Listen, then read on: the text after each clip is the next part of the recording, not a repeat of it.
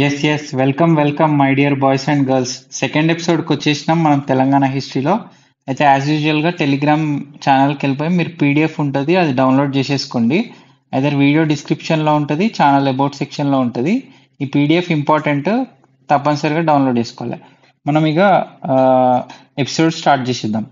చలో, Satavahanas the sources. అసలు హిస్టరీలో మోస్ట్ ఇంపార్టెంట్ అండ్ ఫ్రీక్వెంట్గా అడిగే క్వశ్చన్ ఏంటంటే, జనరల్గా ఎవరైనా అడుగుతారు ఏంటంటే, హౌ డూ యూ నో, అసలు నీకు ఎట్లా తెలుసు, అసలు తెలంగాణ హిస్టరీ గురించి నీకు ఎట్లా తెలుసు, ఎప్పుడో 2000 సంవత్సరాల కిందట మాట కదా, నీకు ఎట్లా తెలుసు అన్న ప్రశ్నకి హిస్టోరియన్స్ కానీ చరిత్రకారులు కానీ వాళ్ళు ఇచ్చే సమాధానం ఏంటంటే, అరే మాకు కొన్ని సోర్సెస్ ఉంటాయి, దాన్ని బట్టి మేము రీకన్స్ట్రక్ట్ చేస్తాం హిస్టరీ అనేదాన్ని. ఆ ఎవిడెన్స్ అంతా గ్యాదర్ చేసి దాన్ని ఒక ఫార్మాట్లో రాస్తాం అన్నట్టు చెప్తారు. అయితే ఆ సోర్సెస్ ఏంది? Archaeological sources, literary sources.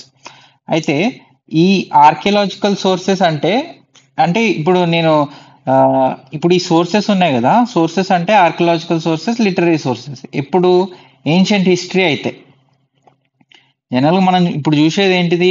Ancient Telangana కదా. ఏన్షియంట్ తెలంగాణకి సోర్సెస్ ఏముంటాయి? జనరల్గా ఆర్కియలాజికల్ అండ్ లిటరరీ సోర్సెస్ ఉంటాయి.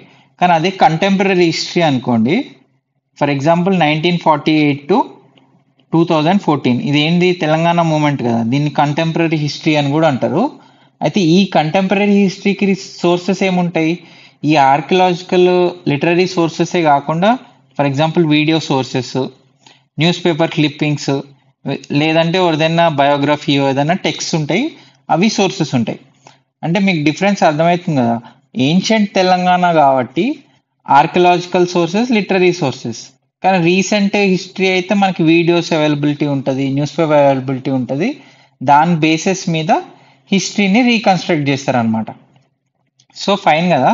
అసలు ఎట్లా తెలుసు మనకి హిస్టరీ గురించి? ఎట్లా తెలుసు అంటే, సోర్సెస్ ఉంటాయి, ఆ సోర్సెస్ ఆఫ్ ఇన్ఫర్మేషన్ నుంచి హిస్టోరియన్స్ రీకన్స్ట్రక్ట్ చేస్తారు హిస్టరీని. ఇప్పుడు మనకి ఏదైతే శాతవాహనాస్లో చూస్తున్నాం కదా సోర్సెస్, ఏంటిది అది? ఫస్ట్ వచ్చేసి ఆర్కియలాజికల్ సోర్సెస్. ఆర్కియలాజికల్ సోర్సెస్ అంటే ఏం లేదు, లిటరల్గా సినిమాలో ఉన్నట్టు ఉంటుంది. ఇప్పుడు ఎక్స్కవేషన్స్ ఉంటాయి, ఎక్స్కవేషన్స్ చేసి దాన్ని డిసైడ్ చేస్తారు అన్నట్టు. అంటే మట్టి తోవి డిసైడ్ చేయడం. అంటే ఫర్ ఎగ్జాంపుల్ లేటెస్ట్గా ఏం సినిమా వచ్చింది? ఇప్పుడు కేజీఎఫ్ 2 ఉంది. కేజీఎఫ్ 2 సినిమాలో ఏం చెప్తాడు? అందులో స్టార్టింగ్లో రాకీ బాయ్ అనే క్యారెక్టర్ ఉందా లేదా అంటే, వాళ్ళు పెద్ద పెద్ద జేసీబీలు తీసుకుపోయి తవ్వుతూ ఉంటారు కదా. ఇది కూడా సేమ్ అంతే ఆల్మోస్ట్. ఆర్కియలాజికల్ అంటే అదే, ఎక్స్కవేషన్స్ చేసి దాన్ని డిసైడ్ చేస్తారు అన్నట్టు, ఆ ఎవిడెన్స్ ప్రకారంగా డిసైడ్ చేస్తారు. అంటే నేను సింపుల్గా ఒక క్రూడ్ ఫార్మాట్లో చెప్తున్నా మనకు అర్థం కావడానికి. కానీ ఆర్కియాలజీ అనేది ఒక సీరియస్ సైంటిఫిక్ స్టడీ. అది వాళ్ళు కొంచెం సీరియస్గా చేస్తారు, కానీ ఇది సింపుల్గా మనకు అర్థం కావడానికి చెప్తున్నా అంతే. అయితే ఈ ఆర్కియలాజికల్ సోర్సెస్లో ఏముంటాయి? ఫస్ట్ ఇన్స్క్రిప్షన్స్ అంటే నేను ఇన్స్క్రిప్షన్స్ గురించి చెప్పేదానికంటే ముందు మీకు ఒక చిన్న ఫోటో చూపిస్తా. ఒక స్క్రీన్ షాట్ తీసిన అన్నట్టు, ఒక ఆర్టికల్ది, newspaper article, New Indian ఎక్స్ప్రెస్ది. చూడండి, ఇది Satavahana inscription in Karimnagar museum. ఇదేంది? మొత్తం బ్రహ్మీ స్క్రిప్ట్లో ఉంది, బ్రహ్మీ స్క్రిప్ట్లో ఉంటుంది. అయితే ఇది కరీంనగర్లో ఒక ఇన్స్క్రిప్షన్, ఒక పొలము తవ్వుతూ ఉంటే వాళ్ళకి దొరికిందంట. ఎక్కడ? వెల్గతూర్ అనే మండల్లో, జైత్యాల డిస్ట్రిక్ట్ అనుకుంటా ఇప్పుడు అది, కరీంనగర్ డిస్ట్రిక్ట్ అనుకుంటా, ఓల్డ్ కరీంనగర్ డిస్ట్రిక్ట్. అక్కడ ఈ ఇన్స్క్రిప్షన్ దొరికింది. దాని తర్వాత దాన్ని మ్యూజియంకి పంపించారు అన్నట్టు. ఇది ఎప్పుడు? ఆర్టికల్ 2013 ఆర్టికల్ ఇది. సో ఇన్స్క్రిప్షన్ అంటే ఇంతే ఉంటుంది. ఇన్స్క్రిప్షన్ అంటే ఏంది? బేసిక్గా writings engraved on hard surfaces, like ఏదైనా కావచ్చు, రాక్స్ కావచ్చు, స్టోన్స్ కావచ్చు, వాల్స్ ఆఫ్ బిల్డింగ్స్ కావచ్చు, లేకుంటే మెటల్స్ కూడా కావచ్చు. అంటే ఒక హార్డ్ సర్ఫేస్ పైన రాసి ఏదన్నా స్క్రిప్ట్ అట్లా రాసి ఉంచితే దాన్ని ఇన్స్క్రిప్షన్ అనే అంటారు. ఎనీ సర్ఫేస్, ఏ సర్ఫేస్ అయినా కావచ్చు, అది రాక్స్ కావచ్చు, స్టోన్స్ కావచ్చు, సో ఎక్సెట్రా అట్లా. అయితే ఈ శాతవాహనాస్ టైంలో ఉన్న ఇన్స్క్రిప్షన్స్కి ఏ లాంగ్వేజ్ ఉండే? ప్రాకృత్ అని లాంగ్వేజ్ ఉండే. బ్రహ్మీ స్క్రిప్ట్, ప్రాకృత్ లాంగ్వేజ్ ఉండే. అయితే మీరు మళ్ళా ఆ ఫోటో చూడండి. ఆ ఫోటో ఈ స్క్రీన్ షాట్ చూడండి. ఈ స్క్రీన్ షాట్ మనకేమైనా అర్థమవుతుందా ఇందులో? ఈ బ్రహ్మీ స్క్రిప్ట్ ఏం అర్థం కాదు మనకి. మనం జస్ట్ అర్థం చేసుకోవాల్సింది ఏంటంటే లాంగ్వేజ్ ఉంటుంది, దానికి ఒక స్క్రిప్ట్ ఉంటుంది. స్క్రిప్ట్ అంటే ఏం లేదండి, ఇది characters or symbols used to write down a language. అంటే ఫర్ ఎగ్జాంపుల్ హిందీ ఉంటుంది, దానికి స్క్రిప్ట్ ఏంది? ఇప్పుడు హిందీకి దేవనగిరి స్క్రిప్ట్ అని అంటారు. దేవనగిరి స్క్రిప్ట్ అని అంటారు. ఈ దేవనగిరి స్క్రిప్ట్ కూడా highly influenced, evolved from Brahmi స్క్రిప్టే. ఈ Brahmi script was used extensively in Mauryan empire అండి. డ్యూరింగ్ మౌర్యన్ ఎంపైర్ ఇది ఎక్స్టెన్సివ్గా వాడిండ్రు. తర్వాత ఇది ఎట్లా డిసైఫర్ చేస్తారంటే అదంతా మనకు తెలియదు. దానికి సెపరేట్ స్క్రిప్ట్ సైన్స్ అట్లా ఉంటుంది, అది యూజ్ చేసి డిసైఫర్ చేస్తారు. మనకి అంతంత డీటెయిల్గా అవసరం లేదు. సో అది ఒక లాంగ్వేజ్ ఉంటుంది, దానికి ఒక స్క్రిప్ట్ ఉంటుంది. ఇప్పుడు అప్పట్లో లాంగ్వేజ్ ఏంది? ఇన్స్క్రిప్షన్స్ ఏదైతే శాతవాహనాస్ టైంలో ఉన్న లాంగ్వేజ్ ఏంటిది? ప్రాకృత్ లాంగ్వేజ్. అప్పుడు స్క్రిప్ట్ ఏంది? బ్రహ్మీ స్క్రిప్ట్. ఇది గుర్తుపెట్టుకోండి ఖచ్చితంగా, ఇది చాలా ఇంపార్టెంట్. అప్పుడు లాంగ్వేజ్ ఏందని అడుగుతారు. అంటే మెజారిటీ లాంగ్వేజ్ అంటే అప్పుడు సాంస్క్రిత్ అది కూడా ఉండే, కానీ ఎక్కువ వరకు వాడింది ఏంటి? Prakrit with Brahmi script. Next వచ్చేసి ఇన్స్క్రిప్షన్స్ అంటే అర్థమైంది కదా మనకి. ఈ ఇన్స్క్రిప్షన్స్ ఎక్కడెక్కడ ఉన్నాయి? చాలా చోట్ల ఉంటుండే. ఈ మన తెలుగు అకాడమీలో దగ్గర దగ్గర 24 ఉన్నాయని చెప్పి ఇచ్చిండ్రు, కానీ దీనికంటే ఎక్కువనే ఉంటాయి. ఎందుకంటే రీసెంట్ ఎక్స్కవేషన్స్ కొన్ని జరిగినాక ఇన్స్క్రిప్షన్స్ ఇంకా దొరికినాయి. మనం ఇందాక ఒక స్క్రీన్ షాట్ చూసినాం కదా, అది రీసెంట్ అన్నట్టే. అంటే 2013 అంటే హిస్టరీలో రీసెంట్ అన్నట్టే. ఇది ఎక్కడ? కరీంనగర్లో దొరికింది రీసెంట్గా. అంటే ఓన్లీ 24 ఇన్స్క్రిప్షన్స్ ఉన్నాయని అంటుండే, కానీ ఇంకెక్కువ ఉంటాయి. ఎక్కువ దొరికింది ఎక్కడ ఇప్పటి వరకు? నాసిక్లో. నాసిక్ ఎక్కడ? మహారాష్ట్రలో. దగ్గర దగ్గర 8 ఇన్స్క్రిప్షన్స్ అంట. నానేఘాట్ వచ్చేసి అది కూడా మహారాష్ట్ర, అది దగ్గర దగ్గర 2 ఇన్స్క్రిప్షన్స్. మీరు ఇది చూడండి. ఇష్యూడ్ బై, అంటే ఈ inscriptions were issued by Kings and relatives. అంటే ఓన్లీ కింగ్స్ కాదు, వాళ్ళ రిలేటివ్స్ కూడా. ఫర్ ఎగ్జాంపుల్ నానేఘాట్ ఇన్స్క్రిప్షనే ఉంది, అది ఎవరు ఇష్యూ చేసిండ్రు? నాగానిక అని. She was the wife of Satakarni one. ఆమె కొంత డెకరేటివ్ ఇన్స్క్రిప్షన్ గా she was the one who issued. అంటే ఎర్లీ శాతవాహనస్ ని వాళ్ళ ఫిగర్స్ అవన్నీ కార్వ్ చేసి ఉంటాయి అన్నమాట ఈ ఇన్స్క్రిప్షన్ లో. ఇది నాసిక్ ఇన్స్క్రిప్షన్ లో అయితే గౌతమి బాలశ్రీ ఆమె ఇన్స్క్రిప్షన్ ఉంటుంది అక్కడ. It gives an account of her son Gautamiputra Satakarni's conquest కూడా. అంటే గౌతమిపుత్ర శాతకర్ణి అనేది he was the greatest ruler అని అంటారు శాతవాహనాస్ టైంలో. అయితే దాని మీద ఒక సినిమా కూడా వచ్చింది కదా బాలకృష్ణ గారిది. అయితే నాకైతే ఇట్లా గుర్తుంటుంది, ఇప్పుడు నాసిక్లో ఒక ఇన్స్క్రిప్షన్లో గౌతమిపుత్ర శాతకర్ణి కాంక్వెస్ట్ని దాని గురించి డీటెయిల్గా ఇచ్చిందని చెప్పేసి ఆ ఇన్స్క్రిప్షన్లో ఉంది. అయితే అంటే జనరల్గా గుర్తుండడానికి నేను ఇట్లా పెట్టుకున్నా, బాలకృష్ణ బీకే అంటే బాలకృష్ణ గారిది అని చెప్పేసి. బాలకృష్ణ అంటే 2017లో వచ్చినట్టుంది మూవీ, అది గౌతమిపుత్ర శాతకర్ణి కదా. సో నా అట్లా గుర్తుంటుందని పెట్టుకున్నా అంతే. మీకు ఒకవేళ మీకు వేరే విధంగా ఏదన్నా ఉంటే ఆ మెథడ్ గుర్తుపెట్టుకోండి. జస్ట్ నేను గుర్తుపెట్టుకోవడానికి పెట్టుకున్నా అంతే. అదండి. నెక్స్ట్ అసలు మరి ఇంకో డౌట్ రావచ్చు. ఇంకోటి ఏంది? ఇప్పుడు ఇన్స్క్రిప్షన్స్ అనేది వాళ్ళే ఇచ్చిండ్రు, మనం చూసినాం కదా. These were issued by Kings and relatives. అంటే వాళ్ళే ఇష్యూ చేసిండ్రు, దాన్ని బేస్ చేసుకొని దాన్ని ఎవిడెన్స్గా చేసుకొని ఎట్లా రీకన్స్ట్రక్ట్ చేస్తుండ్రు హిస్టరీ. వాళ్ళు ఒక కింగ్ అనేది వాళ్ళకు వాళ్ళు డప్పు కొట్టుకుంటారు కదా, వాళ్ళకు వాళ్ళు డప్పు కొట్టుకొని వాళ్ళు ఏదో చేసినాం, మేము అది చేసినాం ఇది చేసినాం అని చెప్పుకుంటుండొచ్చు ఇన్స్క్రిప్షన్స్లో. మీరు ఎట్లా డిసైడ్ చేసిండ్రో అని మీకు క్వశ్చన్ రావచ్చు. వాళ్ళు హిస్టోరియన్స్ కూడా ఏం చేస్తారంటే ఇప్పుడు ఆ ఒక్క ఇన్స్క్రిప్షనే చూడరు. ఇప్పుడు కంటెంపరీ ఇన్స్క్రిప్షన్స్ ఉంటాయి. అంటే కంటెంపరీ రూలర్స్ వేరే దగ్గర, ఫర్ ఎగ్జాంపుల్ కళింగ కింగ్ ఒక ఆయన కారవేల అని చెప్పేసి, ఆయన హతిగుంప ఇన్స్క్రిప్షన్ అని, it was a contemporary inscription అనమాట. ఎవరు? శాతకర్ణి ఉన్న టైంలోనే ఈ ఇన్స్క్రిప్షన్ని వాళ్ళు ఆ టైంలోనే అది ఉంది కాబట్టి దాన్ని కూడా కన్సిడర్ చేస్తారు ఎవిడెన్స్గా. దాన్ని కూడా చూసి అప్పుడు డిసైడ్ చేస్తారు అన్నట్టు. అయితే ఇది వీళ్ళు చెప్పే ఇన్ఫర్మేషన్ కరెక్టా కాదా అని 2-3 సోర్సెస్ నుంచి తీసుకున్నాకనే వీళ్ళు డిసైడ్ చేస్తారు అన్నట్టు. సో అట్లుంటది. ఒకటే ఒకటే చూసి డిసైడ్ చేసేది అట్లేమి ఉండదు. 2-3 సోర్సెస్ కన్సిడర్ చేస్తారు అందుకే.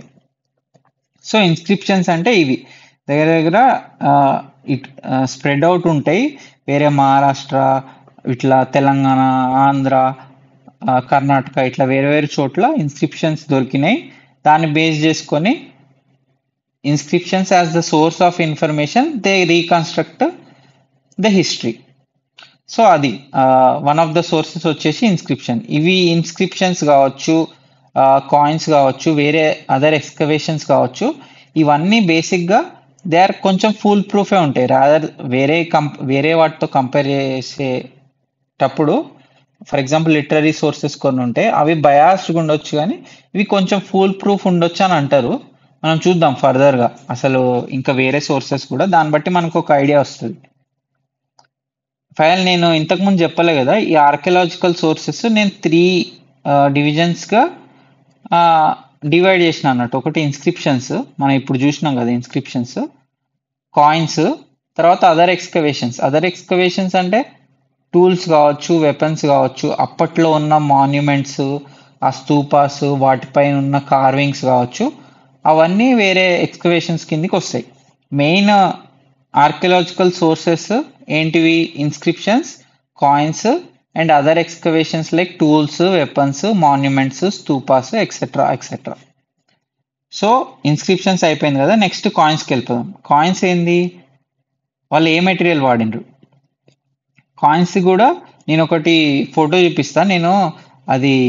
నేను ఈ ఫొటోస్ ఎందుకు చూపిస్తున్నా అంటే మనకి అంటే బెటర్ గుర్తుంటుంది. ఈ ఫొటోస్ చూసినప్పుడు ఏంటంటే అరే ఒక ఐడియా వస్తుంది, ఓహో సోర్సెస్ ఇట్లుంటాయా, కొంచెం ఇట్లా స్టడీ చేస్తారా అని. అయితే ఇండియన్ కల్చర్ వెబ్సైట్ ఒకటి ఉంటుంది, మన గవర్నమెంట్ వెబ్సైటే. మీరు అందులోకి వెళ్తే శాతవాహన కాయిన్స్ అని కొట్టండి, సెర్చ్ చేయండి, ఇదే వస్తుంది. సేమ్ ఇదే కాయిన్ వస్తుంది. ఈ కాయిన్ చూడండి, కాపర్ కాయిన్. ఇది copper coin. So material used ఏంటి ఇక్కడ? Copper coin. ఇట్ వాజ్ అంటే టైటిల్ ఏముంది? వశిష్ఠపుత్ర పులమావి. ఆయన టైటిల్ మీద కాయిన్ ఉంది, దానిపైన ఎలిఫెంట్ ఫేసింగ్ అది కూడా ఉంది. ఇట్ హ్యాస్ బ్రహ్మి స్క్రిప్ట్ అన్నమాట. సో మెటీరియల్ ఏముండొచ్చు? ఆల్రెడీ చూసినాం మనం ఫోటోలో ఏంటి, కాపర్ అని ఉంది. కాపర్ కాకుండా lead, silver coins, potin coins అని కూడా అంటారు. పోర్టిన్ అంటే it's a mixture of copper, tin and any other metal. These coins were also issued. ఏది? Potin coins also were issued. ఈ సిల్వర్ కాయిన్స్ వచ్చేసి మెయిన్గా it was issued from the Gautamiputra Satakarni's times. అంటే ఆయన మేజర్గా ఇష్యూ చేసిండ్రు సిల్వర్ కాయిన్స్ అనేటివి, ఏది? శాతవాహనాస్కి సంబంధించి. సో నేను ఇక్కడ కూడా జస్ట్ ఇట్లా పెట్టుకున్నా, బాలకృష్ణ గారి సింబల్ ఇట్లా పెట్టుకుంటే నాకు గుర్తుంటుందని పెట్టినా అంతే, ఏం అఫెన్స్ ఏం లేదు. జస్ట్ మనకి ఇది బెటర్ గుర్తుండడానికి అంతే. మీరు ఏదైనా పెట్టుకోవచ్చు. నేను ఇది జస్ట్ ఆ మూవీకి ఆ టైం నుంచి గౌతమిపుత్ర శాతకర్ణి టైమ్స్ నుంచి స్టార్ట్ అయింది కదా సిల్వర్ కాయిన్స్, బెటర్ గుర్తుండడానికి నేను అట్లా పెట్టుకున్నాను అంతే. సో కాయిన్స్ వచ్చేసి మెటీరియల్, ఇవన్నీ ఈ మెటీరియల్ ఉంటాయి. కానీ దానిపైన ఏముంటాయి? మనం ఇందాక చూసినాం కదా, కింగ్ ఉంటాడు ఆబ్వియస్గా, అంటే కింగ్ పేరు ఉంటుంది, లేకుంటే ఆయన టైటిల్స్ ఉంటాయి, లేకుంటే కొన్ని కేసెస్లో ఫాదర్ నేమ్ ఉంటుంది, కొన్ని కేసెస్లో ఆబ్వియస్గా మదర్ నేమ్ కూడా ఉంటుంది. సింబల్స్ ఏముండొచ్చు? ఎలిఫెంట్ ఉండొచ్చు, షిప్ ఉండొచ్చు, సన్ ఉండొచ్చు, మూన్ ఉండొచ్చు, లయన్ ఉండొచ్చు, ఇట్లా వేరియస్ సింబల్స్ ఉంటాయి. లోటస్ ఉండొచ్చు, ఆక్స్ ఉండొచ్చు, డిఫరెంట్ సింబల్స్ కాయిన్స్ మీద ఉండొచ్చు. అయితే ఏది అంటే మనం శాతవాహనాస్ టైమ్స్ అని తెలుసుకోవడానికి ఈ సింబల్స్ ఉండి ఈ మెటీరియల్ వాడితే మనం ఆ టైమ్స్ నుంచి అని చెప్పొచ్చు అనమాట. సో అట్లా దీన్ని డివైడ్ చేసింది అన్నట్టు. సో ఓకే కదా, దాని మెటీరియల్ ఏం వాడినరు? ఇది మన కాయిన్స్లో lead, copper, silver, potin. Potin is a mixture of copper, tin, other metal. What was on the coins? What was depicted on the coins అంటే కింగ్స్ యొక్క పేర్లు, వాళ్ళ titles, father's name, mother's name, various symbols like elephant, ship, sun etcetera.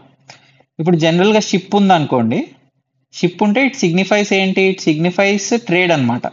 It signifies external trade. అంటే వేరే మనం ఫర్దర్గా కూడా చూస్తాం ఎట్లాగో రోమ్తోని ఎక్స్టెన్సివ్గా ఎక్స్టర్నల్ ట్రేడ్ జరిగింది శాతవాహనాస్కి. సో ఇది కూడా one of the symbol which signifies అనమాట. ఫర్ ఎగ్జాంపుల్ నాగార్జున కొండలో ఇట్లా రోమన్ కాయిన్స్, ఇట్లా షిప్ బేస్డ్ కాయిన్స్, షిప్తో డెపిక్ట్ అయిన కాయిన్స్ కొన్ని దొరికినాయి అనమాట. సో అట్లా దాన్ని బట్టి వాళ్ళు ఏం రీకన్స్ట్రక్ట్ చేస్తారంటే they had Satavahanas had extensive external trade with Romans or Roman empire. So అట్లా రీకన్స్ట్రక్ట్ చేస్తారు ఈ సోర్సెస్ యూజ్ చేసి. నెక్స్ట్ ఏంటి? చిముక శాతవాహన ఆర్ శ్రీముఖ శాతవాహన. ఈయన ఫస్ట్ రూలర్ అని అంటారు ఇది శాతవాహనస్లో. అయితే ఆయన కాయిన్స్ వచ్చేసి they were found in large numbers only at Kotilingala. అంటే ఇది ఎందుకు చెప్తున్నా అంటే మనం ప్రీవియస్గా కూడా డిస్కస్ చేసినాం కదా, అసలు ఆరిజిన్ ఎక్కడ, శాతవాహనాస్ది ఆరిజిన్ ఎక్కడ, వాళ్ళు ఎక్కడ నుంచి స్టార్ట్ అయినరు, వాళ్ళ క్యాపిటల్ ఫస్ట్ ఎక్కడ ఉండేది అని ఆ డిస్ప్యూట్కి కొంత ఎవిడెన్స్ ఏంటి కోటిలింగాలలోనే ఉంది. ఇది తెలంగాణలోనే ఉంది. కోటిలింగాల అంటే ఎర్స్ట్వైల్ కరీంనగర్ డిస్ట్రిక్ట్లో ఇప్పుడు అక్కడ స్టార్ట్ అయింది అని దీనికి ఒక స్ట్రాంగ్ ఎవిడెన్స్ అన్నట్టు. సో అందుకే గుర్తుపెట్టుకోండి ఇది. And there was also presence of restruck coins. Restruck coins అంటే ఏంది? On the coins of a ruler symbols of another ruler are printed. For example ఇద్దరు కాంటెంపరీ రూలర్స్ ఉన్నారనుకోండి, ఎక్స్ వై. ఒకవేళ X Y పైన గెలిచింది అనుకోండి, వై కాయిన్స్ తీసుకొని దానిపైన ఎక్స్కి సంబంధించిన ఇన్ఫర్మేషన్ వాళ్ళ సింబల్స్ని ప్రింట్ చేసేటోళ్ళు. వాళ్ళకి సంబంధించిన సింబల్స్ని ప్రింట్ చేసేటోళ్ళు. ఎందుకు ప్రింట్ చేసేటోళ్ళు అట్లా అని అంటే బేసిక్గా ఒక వన్ అప్మెన్షిప్ లాగా. అంటే ఇగో నీ పైన నేను గెలిచిన చూడు అని చెప్పుకోవడానికి అట్లా ఉన్న కాయిన్స్ పైనే they use to print again అనమాట. వాటిని రీస్ట్రక్ కాయిన్స్ అని అంటారు. Presence of restruck coins during Satavahanas times. So కాయిన్స్కి సంబంధించి ఇది archaeological sources. Next other excavations చూద్దాం. అదర్ ఎక్స్కవేషన్స్ ఏంటి? It's related to tools, weapons, monuments etcetera. ఇది నేను ఇక్కడ ఈచ్ సైట్ గురించి, అంటే తెలంగాణలో బేసిక్గా తెలంగాణలో ఉన్న సైట్ గురించి, ఫర్ ఎగ్జాంపుల్ కొండాపూర్, కోటిలింగాల, పెద్ద బంకూర్, ధూళికట్ట, ఇట్లా ఆ సైట్కి సంబంధించిన మెయిన్ పాయింట్. అంటే వేరియస్ సైట్స్లో రోమన్ కాయిన్స్ కానీ వేరే కాయిన్స్ ఇన్స్క్రిప్షన్స్ ఉండుండొచ్చు, కానీ ఆ సైట్కి సంబంధించి మోస్ట్ ఇంపార్టెంట్ ఎక్స్కవేషన్ అంటే మోస్ట్ ఇంపార్టెంట్ అవుట్కమ్ ఏమొచ్చింది ఆర్కియాలజీ పరంగా అని అంటే నేను అది మెన్షన్ చేసిన అంతే. అక్కడ ఇది ఒక్కటే దొరికింది వేరే దొరకలేదని కాదు, ఆ సైట్లో ఇది మోస్ట్ ఇంపార్టెంట్ థింగ్. ఫస్ట్ వచ్చేసి కొండాపూర్ బ్రాకెట్లో మెదక్. అంటే ఇప్పుడు కొత్త డిస్ట్రిక్ట్స్ వచ్చినాయి కదండి, కొత్త డిస్ట్రిక్ట్స్ వచ్చినాయి. మనకి తెలియకపోతే జనరల్గా ఎగ్జామ్లో ఏం చేయాలంటే, ఇప్పుడు మనకి పాత డిస్ట్రిక్ట్స్ తెలుసు అనుకోండి, ఇప్పుడు కొండాపూరే ఉంది, మనకి కొత్త డిస్ట్రిక్ట్ పేరు తెలియదు. అప్పుడు ఏం చేయాలంటే కొండాపూర్ బ్రాకెట్లో ఎర్స్ట్ వైల్ మెదక్ డిస్ట్రిక్ట్ అని రాసుకోవాలి ఏది ఎగ్జామ్లో. అయితే ఇప్పుడు మనకు కొత్త డిస్ట్రిక్ట్ తెలియదు కదా. ఇప్పుడు ఫర్ ఎగ్జాంపుల్ కొండాపూర్ సంగారెడ్డిలోనే ఎక్కడో ఉందనుకోండి కొత్త డిస్ట్రిక్ట్, మనకు దాని పేరు తెలియదు, కానీ ఓల్డ్ డిస్ట్రిక్ట్ పేరు తెలుసు. అట్లాంటప్పుడు ఏం రాయాలంటే కొండాపూర్ బ్రాకెట్స్లో ఎర్స్ట్ వైల్ మెదక్ డిస్ట్రిక్ట్ అని మెన్షన్ చేస్తే సరిపోతుంది నాకు తెలిసి. సో మీకు కొత్త డిస్ట్రిక్ట్ పక్కా గుర్తుండాలని కూడా ఏం లేదు. సో అది కొండాపూర్ ఈ సెంటర్లో ఈ సైట్లో what was the main excavation అంటే దాన్ని ఎక్కువ అంటే రోమన్ కాయిన్స్ అసలు ఎక్కువ చాలా రోమన్ కాయిన్స్ దొరికింది ఎక్కడంటే కొండాపూర్లో. అందుకే దాన్ని mint centre or chief mint centre అని కూడా అంటారు. తనకసాల అంటే ఎక్కువ కాయిన్స్ అక్కడే మింట్ చేసిండ్రు కదా, ఎక్కువ కాయిన్స్ అక్కడే దొరకడంతో అక్కడ కొంతమంది historians they believe that it was the mint centre of the dynasty of Satavahana dynasty. So అది కొండాపూర్లో మెంట్ సెంటర్ అనేది వాజ్ ద మెయిన్ ఎక్స్కవేషన్, అంటే main source from where the information was taken. అది ఇంకేముండే నెక్స్ట్ వేరే site ఏంది, కోటిలింగాల. ఇది ఎక్కడుంది? Karimnagar district. ఇది already మనం కోటిలింగాలో చూసినాం. చిముక శాతవాహన ఆర్ శ్రీముఖ శాతవాహన కాయిన్స్ ఉన్నాయి, ఆల్రెడీ చాలా దొరికినాయి, ఇన్స్క్రిప్షన్స్ కూడా ఉన్నాయి. But there are walls of Satavahana fort and town were also unearthed. అంటే వాళ్ళు ఎక్స్కవేట్ చేసిండ్రు ఏవి, కొన్ని వాల్స్ ఆఫ్ శాతవాహన ఫోర్ట్ కానీ ఆ టౌన్ కి సంబంధించిన వాల్స్ అవి కొన్ని ఎక్స్కవేట్ చేసిండ్రు కోటిలింగాల్లో. ఇంకేం సైట్స్ ఉన్నాయి? ఇవి మీరు అబ్జర్వ్ చేయండి, నేను మొత్తం తెలంగాణ సైట్సే తీసుకున్నా. మొత్తం అసలు అన్ని ఉన్న సైట్స్ అన్ని తీసుకుంటే మనకు టైం సరిపోదు. మనకు బేసిక్గా తెలంగాణ హిస్టరీ చూస్తున్నాం కాబట్టి నేను అన్ని తెలంగాణ సైట్స్ సంబంధించిన సైట్స్ తీసుకున్నా. కొండాపూర్, కోటిలింగాల, పెద్ద బంకూర్, ఇది కూడా కరీంనగర్. అది ఆ సైట్ దేనికి ఫేమస్ ఉంటుండే? Roman coins, beads, bangles, sports etcetera, వేరే వెపన్స్ అవన్నీ కూడా ఉంటుండే పెద్ద బంకూర్. ఇంకోటి ధూళికట్ట, ఇది కూడా కరీంనగరే. అయితే బుద్ధిస్ట్ స్టూపా ఒకటి వాళ్ళు ఎక్స్కవేట్ చేసిండ్రు. అయితే stone slabs around స్తూపా has some inscriptions which were also in Brahmi script అనమాట. అయితే మోస్ట్ ఇంపార్టెంట్ సైట్సే ఇచ్చిన. ఫర్ ఎగ్జాంపుల్ తెలంగాణలో ఫణిగిరి అని కూడా ఉంటుంది. ఫణిగిరి నల్గొండ డిస్ట్రిక్ట్ ఇది ఫేమస్ బుద్ధిస్ట్ సెంటర్ అనమాట. సో ఇట్లాంటి సైట్స్ కూడా ఉంటాయి, కానీ నేను బేసిక్ ఇవ్వలే. ఆ సైట్ నుంచి ద మోస్ట్ ఇంపార్టెంట్ ఏదైతే వచ్చిందో, ఆ సైట్ నుంచి మోస్ట్ ఇంపార్టెంట్ ఇన్ఫర్మేషన్ ఏదైతే వచ్చిందో అదే ప్రజెంట్ చేసిన. వేరే సైట్స్ నేను ఎక్కువ దాని ఇన్ఫర్మేషన్ ఇంకా డెప్త్లోకి పోలేదు. ఎస్పెషల్లీ వేరే స్టేట్స్ నుంచి కూడా కొన్ని ఉంటాయి, వాటి గురించి కూడా అంత డెప్త్లోకి పోలేదు. మెయిన్గా తెలంగాణనే చూసినాం అనమాట. ఫైనల్గా ఇది ఇంకొకటి ఏంటంటే, Roman coins they signify external trade. అంటే ఇప్పుడు రోమన్ కాయిన్స్ ఏడన్నా దొరికినాయి, ఫర్ ఎగ్జాంపుల్ పెద్ద బంకూరే ఉంది కరీంనగర్, రోమన్ కాయిన్స్ చాలా దొరికినాయి అని అంటున్నారు. రోమన్ గోల్డ్ కాయిన్స్ అంటే ఏంది? ఇట్ సిగ్నిఫైస్ ఎక్స్టర్నల్ ట్రేడ్ అన్నట్టే కదా. అంటే వాళ్ళతో ఇప్పుడు ఒకటి రెండు దొరికితే ఓకే, కానీ చాలా కాయిన్స్ దొరికితే ఎక్స్టర్నల్ ట్రేడ్ మంచిగా జరిగింది, బాగా జరిగింది వాళ్ళిద్దరి మధ్యన అని చెప్పేసి అదొక it signifies extensive external trade అన్నట్టు ఈ కాయిన్స్. సో ఇట్లా రీకన్స్ట్రక్ట్ చేస్తారు ఈ సోర్సెస్ అన్ని తీసుకొని. ఏవైతే ఈ ఆర్కియలాజికల్ సోర్సెస్ ఉన్నాయి కదా, ఇన్స్క్రిప్షన్స్ కావచ్చు, కాయిన్స్ కావచ్చు, వేరే అదర్ ఎక్స్కవేషన్స్ కావచ్చు, ఇవి యూజ్ చేసి వాళ్ళు దే రీకన్స్ట్రక్ట్ హిస్టరీ. ఇప్పుడు ఒక్క ఆర్కియలాజికల్ సోర్సెసే కాదు, మనం చూసినాం కదా సోర్సెస్లో ఏముండే, ఆర్కియలాజికల్ ఉండే, లిటరరీ సోర్సెస్ ఉండే. ఆర్కియలాజికల్ సోర్సెస్ చూసినాం కదా. నెక్స్ట్ నేను యాక్చువల్గా దీనికి వేరే ఎపిసోడ్ చేద్దాం అనుకున్నా, ఇప్పుడే మనం బ్రీఫ్గా చూద్దాం ఈ లిటరరీ సోర్సెస్. ఏంటంటే లిటరేచర్ ఇవన్నీ మనం తర్వాత చూస్తాము, కానీ బట్ కొంచెం ఇది కూడా చూస్తే ఏంటంటే మనకు ఒక ఐడియా వస్తుంది, ఓహో ఈ టర్మ్స్ ఉన్నాయి తర్వాత కూడా వస్తాయి అని చెప్పేసి.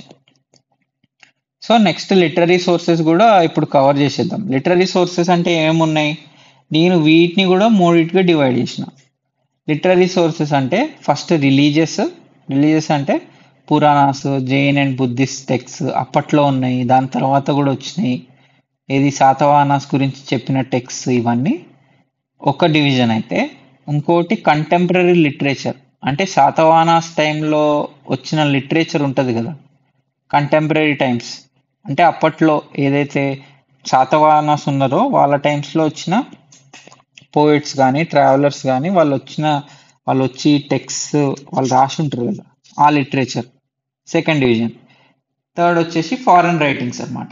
ఫారెన్ అంటే ట్రావెలర్స్ కావచ్చు, ఎవరైనా అంబాసిడర్స్ కావచ్చు, వేరే డైనాసిటీ నుంచి వచ్చి ఉంటారు కదా, శాతవాహన డైనాసిటీలో వేరే డైనాసిటీ కూడా కావచ్చు, అట్లా వచ్చి ఉంటారు కదా, వాళ్ళది ఫారెన్ రైటింగ్స్ అని డివిజన్ చేసినాం. అయితే మీరు అబ్జర్వ్ చేయండి, ఈ 2 డివిజన్స్ వచ్చి పురాణాస్, ఈ లిటరేచర్ వచ్చేసి డొమెస్టిక్ రైటింగ్స్, ఇవి వచ్చేసి ఫారెన్ రైటింగ్స్. ఇప్పుడు ఇక్కడ కూడా రెండు ఉన్నాయి, మీరు అబ్జర్వ్ చేయండి. ఇన్స్క్రిప్షన్స్లో కూడా రెండు ఉండే. ఇన్స్క్రిప్షన్స్లో వాళ్ళ ఇన్స్క్రిప్షన్సే కాకుండా పక్కనోడి ఇన్స్క్రిప్షన్స్, ఏది కంటెంపరీ రూలర్స్, వేరే కళింగ కింగ్ ఇన్స్క్రిప్షన్స్ కూడా మళ్ళీ చూపిస్తుంది చూడండి. ఇప్పుడు కంటెంపరీ కింగ్ ఇన్స్క్రిప్షన్ అది కూడా వాళ్ళు బేస్ చేసుకుంటారు ఎవిడెన్స్గా. సో లిటరరీ సోర్సెస్ కూడా ఓన్లీ ఒకటే సోర్స్ తీసుకోరు, ఓన్లీ డొమెస్టిక్ సోర్సెస్ కాకుండా ఫారెన్ సోర్సెస్ కూడా కన్సిడర్ చేస్తారు అన్నట్టు. సో టు రీకన్స్ట్రక్ట్ హిస్టరీ వాళ్ళు ఈ డిఫరెంట్ సోర్సెస్ కన్సిడర్ చేస్తారు. ఫస్ట్ వచ్చేసి Puranas, Jain and Buddhist text, Vishnu Purana, Bhagavata Purana, Matsya Puranas, ఇవన్నీ they also talk about the genealogies of the dynasties. అంటే అప్పుడు రూలర్స్ ఎవరు ఉండే, ఎంతమంది ఉండే, ఎవరెవరు ఉన్నారు, వాళ్ళ గురించి కూడా డిస్కస్ చేసింది పురాణాస్లో ఉండే. కానీ ఇది historians they consider this as doubtful. అంటే ఈ పురాణాస్ కానీ ఈ టెక్స్ట్ కానీ, ఎందుకంటే ఏదో ఇది రిలీజియస్ టెక్స్ట్ దానివల్ల అని కాదు, బట్ అంటే కొంత ఇన్కన్సిస్టెన్సీస్ ఉన్నాయి ఈ టెక్స్ట్లో. ఎందుకంటే ఇన్కన్సిస్టెన్సీస్ అంటే ఇప్పుడు ఫర్ ఎగ్జాంపుల్ ఒక పురాణంలో 17 రూలర్సే ఉండే, శాతవాహనాస్ అని ఉండే, ఒక దాంట్లో 30 రూలర్స్ అని 30 రూలర్స్ ఉన్నారు, 30 రూలర్స్ ఉండే శాతవాహనాస్ అని ఉంటుంది. సో ఇది కొంచెం డిఫరెన్సెస్ కదా, కొంచెం ఇన్కన్సిస్టెన్సీస్ ఉన్నాయని ఇది అంత క్రెడిబుల్గా తీసుకోరు. అంటే ఇన్స్క్రిప్షన్స్, కాయిన్స్ తీసుకున్నంత ఇంపార్టెన్స్ దీనికి ఇవ్వరు. అంటే ఇది కొంత డౌట్ఫుల్గానే చూస్తారు అన్నట్టు. కానీ ఇవి కూడా కన్సిడర్ చేస్తారు, ఈ పురాణాస్ ఇవి కూడా, ఎందుకంటే these are also a form of source of information కాబట్టి ఇది కూడా కన్సిడర్ చేస్తారు.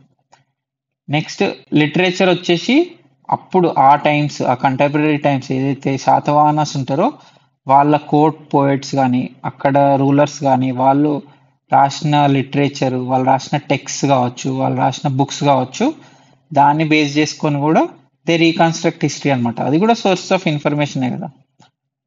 ఇవన్నీ మనం డీటెయిల్గా చూస్తాం. ఏది బృహత్ కథ, it talks about the social conditions గురించి కూడా చెప్తుంది, అప్పటి సోషల్ కండిషన్స్. గత సప్తసతి ఇది విలేజ్ లైఫ్ గురించి కూడా చెప్తుంది. లీలావతి అని military transactions of Hala's times. Hala అంటే he was one of the ruler అనమాట. కథ సరిత్ సాగర, ఇది కూడా ఇట్ డిపెండ్స్ అంటే దీన్ని ఏది బృహత్ కథ బేస్ చేసుకొని అది కూడా ఒక డీటెయిల్ టెక్స్ట్ అనమాట. ఏది అడ్మినిస్ట్రేటివ్ డీటెయిల్స్, అప్పటి పీపుల్, శాతవాహనాస్ టైమ్స్లో పీపుల్ ఎట్లుంటుండే దాని గురించి డిస్కషన్. ఇదంతా మనం ఈ లిటరేచర్ అంతా డీటెయిల్గానే చూద్దాం. ఇప్పుడు ఫర్ ఎగ్జాంపుల్ కామసూత్ర వాత్స్యాయన రాసింది. సో ఇట్ ఆల్సో డిస్కసెస్, అంటే it also conveys the social economic conditions of those times. So ఈ లిటరేచర్ అంతా కొంచెం మనం డీటెయిల్గానే చూస్తాం. లిటరేచర్ తర్వాత వస్తుంది టాపిక్, ఇది చూడంలేండి, ఇది అంత డీటెయిల్గా చూడం, మిగతా అంతా డీటెయిల్గానే చూస్తాము. అది జస్ట్ ఇక్కడ నేను పేర్లు ఇచ్చిన, మనకి ఎక్కడ సోర్సెస్ ఏంది, ఎక్కడి నుంచి ఏమొస్తుందని తెలవాలి కదా జస్ట్, సో అందుకే ఇచ్చిన. ఇప్పుడు ఫారెన్ రైటింగ్స్ చూద్దాం. Next foreign writings either Greek are Roman writings ఇవి. ఫస్ట్ వచ్చేసి Megasthenes. He was the Greek ambassador in the court of అంటే మౌర్యన్ ఎంపైర్లో మౌర్యన్ డైనాసిటీకి ఒక గ్రీక్ నుంచి ఒక అంబాసిడర్ వస్తారు, ఒక ఆథర్ అనమాట, ఒక రైటర్. హీ రోట్ ఇండికా, అంటే అప్పటి టైమ్స్ దాని గురించి రాసిండు. ఎప్పుడు 4th century BCEలో, ఇది మౌర్యన్ డైనాసిటీ ఉన్నప్పుడు. దాన్ని బేస్ చేసుకొని ఇండికా ఆ బుక్ గురించి, దానికి సంబంధించిన ఆ టైమ్స్ గురించి ప్లీనీ అనే వ్యక్తి కూడా రాసిండు. ప్లీనీ అనే ఆయన ఎవరు? He was a Roman writer అనమాట, రోమన్ హిస్టోరియన్, రోమన్ ఫిలాసఫర్. ఇదంతా ఆయన కమాండర్ ఇన్ చీఫ్ కూడా ఉంటుండే. సో ఆయన కూడా ఇండికాలో ఉన్న డీటెయిల్స్ గురించి కూడా ఎక్స్ప్లెయిన్ చేసిండు. ఇది తెలుగు అకాడమీలో కొంత ప్రింటింగ్ మిస్టేక్ పడ్డట్టుంది. ఇది BC అని ఇచ్చిండ్రు, కానీ ఇది CE. ఇది 23 to 79 CE, BCE కాదు, CE. ఆయన రాసిన బుక్ ఏంటిది? న్యాచురాలిస్ హిస్టోరియా అంటే న్యాచురల్ హిస్టరీ గురించి. ఎక్కువ history, social economic conditions of the eastern countries గురించి కూడా అందులో డిస్కస్ చేసిండ్రు. సో దీస్ వర్ ఆల్సో అంటే ఈయన బుక్ ఏది మెగస్తనీ బుక్ కూడా these were considered as sources అనమాట. ఇక్కడి నుంచి ఉన్న ఇన్ఫర్మేషన్ ని కూడా తీసుకొని హిస్టోరియన్స్ రీకన్స్ట్రక్ట్ చేసిండ్రు ఇది Satavahana history. Next Periplus of the Erythrean sea, ఇది 60 CEలో రాసిన బుక్. ఇది ఎవరు రాసిండ్రో పేరు లేదు, అన్నోన్ సేలర్ అంట ఆయన ఎవరు, అన్నోన్ సేలర్ ఎవరు రాసిండ్రో తెలియదు మనకి ఇది. అయితే trade it also discussed about trade relations between Rome and India, అంటే రోము ఇండియాకి మధ్య ఉన్న ట్రేడ్ రిలేషన్స్ గురించి డిస్కస్ చేసింది book. Plus commercial towns, sea ports, Satavahana డైనాసిటీలో ఉన్న సీ పోర్ట్స్, కమర్షియల్ టౌన్స్ గురించి కూడా ఆ బుక్లో ఉంది, క్లియర్గా మెన్షన్ చేసి ఇచ్చిండ్రు. సో ఇది కూడా these are also sources of information అనమాట. ఫైనల్గా అయితే మనం ఈ లిటరరీ సోర్సెస్ చూసినాం కదా, లిటరరీ సోర్సెస్ కూడా నేను 3 డివైడ్ చేసిన. ఒకటి పురాణాస్ అంటే రిలీజియస్ టెక్స్ట్, ఇంకోటి కంటెంపరీ లిటరేచర్, ఇంకోటి foreign writings. Same archaeological sources ఏదైతే 3 డివిజన్స్ చేసినో లిటరరీ సోర్సెస్ కూడా మనకి ఈజీగా గుర్తుంటుందని నేను అట్లా 3 డివిజన్స్ చేసిన అన్నట్టు. సో అదండి, మనం సోర్సెస్ డిస్కస్ చేసేసినాం. అంటే ఇది నేను బ్రీఫ్గానే చెప్పిన, ఇంకా ముందు కూడా ఉంటుంది ఇంకొంచెం.